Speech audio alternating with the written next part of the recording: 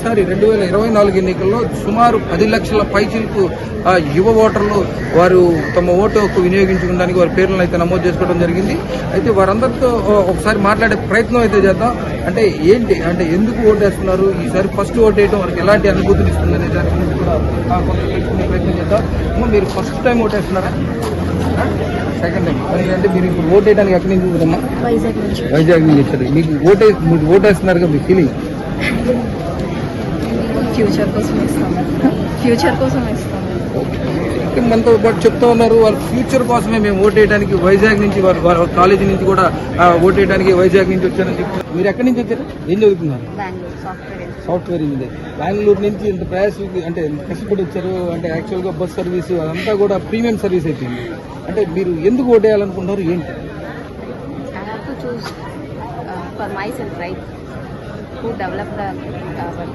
Better society. చెప్పు, why you are casting your vote?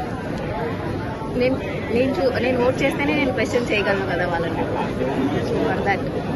So nowadays lot of youngsters are not willing. అంటే వాళ్ళు చెప్తూ ఉన్నారు, నేను ఓటేస్తేనే నేను క్వశ్చన్ చేయగలను. అంటే ఒక ప్రశ్నించడానికి నేను ఓటేస్తున్నాను.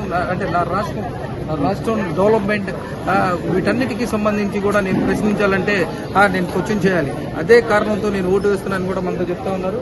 అలానే మరికొంతమంది ఉన్నారు, మరికొంతమందిని అడిగే ప్రయత్నం. లైవ్ లో ఉన్నారు మేడం,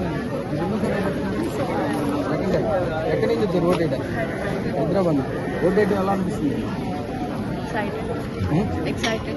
ఎక్సైటెడ్. ఎందుకు ఓటు వేద్దామని వచ్చారు? For the development, for our future. మీరు ఎన్నోసారి వేస్తున్నారు vote? First time. How do you feel first time vote casting? Excited. మీరు ఎన్నోసారి వేస్తున్నారమ్మా? First time. ఎలా ఫీల్ అవుతున్నారు మీరు first time voting? Exciting feel. ఎందుకు ఓటేస్తున్నారు, అంటే ఎందుకు ఓటేయాలనుకున్నారు? ఎక్కడి నుంచి వచ్చారు మీరు?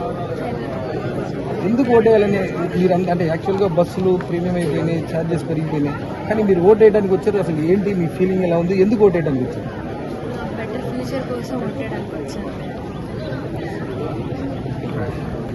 యూత్ అంతా చెప్తున్నారు, జస్ట్ వి హావ్ టు, అంటే మా ఫ్యూచర్ కోసం మేము ఓటేయడానికి ఇన్ని ప్రయాసాలు కష్ట నష్టాలకు వచ్చి మేము ఓటేయడానికి వచ్చామని చెప్తా ఉన్నారు. అంటే ఇదే పరిస్థితి కనుక 10 గంటల వరకు కనుక కొనసాగితే 30 నుంచి 40% వరకు కూడా రాష్ట్రం మొత్తం ఇదే పరిస్థితి కనుక కొనసాగితే 30 నుంచి 40% పోలింగ్ పర్సెంటేజ్ అయితే నమోదయ్యే పరిస్థితి అయితే మనకు కనబడుతూ ఉంది. మొత్తానికి మనం చూసుకున్నట్లయితే ఇదే, అంటే ఈసారి యువత చాలా చాలా అగ్రెసివ్ గా తమ ఓటుని వినియోగించుకోవడానికి యువత అయితే చాలా ఉత్సాహంగా వాళ్ళందరూ కూడా ఓటు వేయడానికి క్యూలో నిలబడిన పరిస్థితి అయితే నిలబడతా ఉంది. రెండోసారి ఓటు వేస్తున్నారు? Second time. మీకు ఎక్కడి నుంచి వచ్చారు? ఈ ఊరే. సార్ మీరు ఎన్నోసారి ఓటు వేస్తున్నారు? Second time. పొద్దున్న వచ్చేస్తారు? చాలా మంది వస్తారు. మార్నింగ్ అంటే యువత గతంలో పోలిస్తే యువత అంటే ఎలక్షన్ డేని it is not a leisure day, అంటే వాళ్ళకి అది ఒక సెలవు దినంగా కాకుండా ఇది ఒక బాధ్యతగా వారు కొంతమేర అవగాహన పొందిన పరిస్థితి కనబడతా ఉంది. దానికి సంబంధించే ఈరోజు ఇంతమంది యువ ఓటర్లు వివిధ ప్రాంతాల నుంచి కూడా వచ్చి, అంటే వారందరూ తమ ఓటు హక్కును వినియోగించుకోవడానికి వస్తా ఉన్నారు. వారి ఓటు అంటే రాబోయే వారి ఫ్యూచర్ కోసం, అభివృద్ధి కోసమే మేము ఓటేస్తున్నామని చెప్పి కూడా యువత మనతో చెప్పిన పరిస్థితి మనం చూస్తా ఉన్నాం. న్యూస్ 18 కోసం రఘు, విజయవాడ నుంచి.